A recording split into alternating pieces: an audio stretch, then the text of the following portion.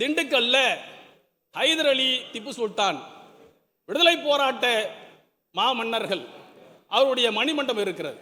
அவருடைய மணிமண்டபத்தில் ஒரு நூலகம் அமைப்பது என்பது மிக முக்கியமான ஒன்று, பொருத்தமான ஒன்று.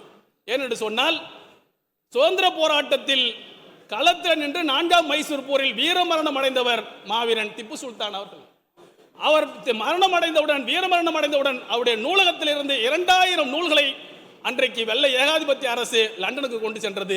அந்த அளவுக்கு நூலகத்தோடு தொடர்புடைய திப்பு சுல்தானுடைய நினைவாக அந்த மணிமண்டபத்தில் ஒரு நூலகம் அமைக்க வேண்டும் என்ற கோரிக்கை முன்வைக்கின்றேன்.